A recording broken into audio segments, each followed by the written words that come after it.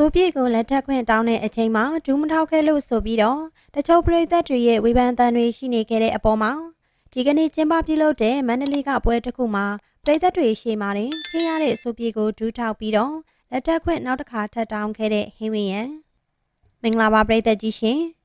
ပြီးခဲ့တဲ့ရက်ပိုင်းအတွင်းတုန်းကနိုင်ငံကျော်တရုတ်ဆောင်2ယောက်ဖြစ်တဲ့တရုတ်ဆောင်ဟင်းဝင်းရန်နဲ့ဆိုပြေသစင်တို့ကမကြခင်မှာကျင်းပတော့မယ်မင်္ဂလာပွဲအကျိုးအဖြစ်ဆိုပြေသစင်ရဲ့မွေးနေ့မှာတရုတ်ဆောင်ဟင်းဝင်းရန်က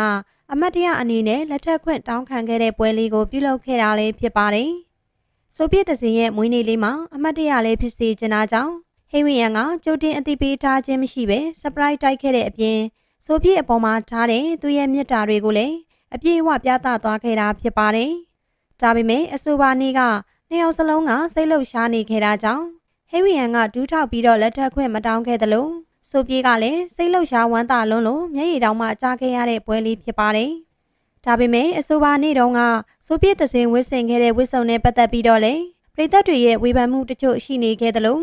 လက်ထပ်ခွင့်တောင်းတဲ့လက်စွပ်ကလည်းစိတ်မဟုတ်လို့ဆိုပြီးတော့ပြောဆိုမှုတွေရှိနေခဲ့တာပါ။ဒါအပြင်သတို့သားဖြစ်သူဟိဝင်းရန်ကလည်းဒူးထောက်ပြီးတော့လက်ထပ်ခွင့်မတောင်းမှုဆိုပြီးတော့ထောက်ပြစရာတချို့ရှိလာခဲ့တာဖြစ်ပါတယ်။ဒါပေမဲ့ဒီကနေ့မှကျင်းပတဲ့မန္တလေးကင်းရဲ့ပွဲတစ်ခုမှာတရုတ်ဆောင်ဆိုပြေသစင်နဲ့ဟင်းဝင်းရန်တို့နှစ်ယောက်ကစုံတွဲလိုက်တက်ရောက်ခဲ့တာဖြစ်ပြီးအဆိုပါပွဲရဲ့ပရိသတ်တွေရှေ့မှာပဲတရုတ်ဆောင်ဟင်းဝင်းရန်က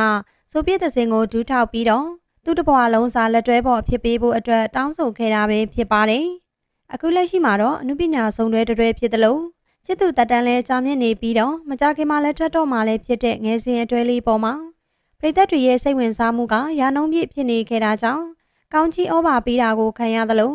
ဝေဖန်ထောက်ပြမှုတွေလည်းမြောက်များစွာရှိနေခဲ့တာဖြစ်ပါတယ်။ဒါပေမဲ့အချစ်စစ်ချစ်မှန်နဲ့ချစ်ခဲ့ကြတဲ့သူတို့နှစ်ယောက်အတွက်ကတော့အရာအလုံးကိုကြော်ဖြတ်ဖို့အတွက်အဆင်သင့်ဖြစ်နေပြီးသားပဲဆိုတာငယ်စဉ်အတွဲလေးကိုချစ်ကြတဲ့ပရိသတ်တွေအားလုံးကသဘောပေါက်နားလည်ကြလိမ့်မယ်လို့ထင်ပါတယ်ရှင်။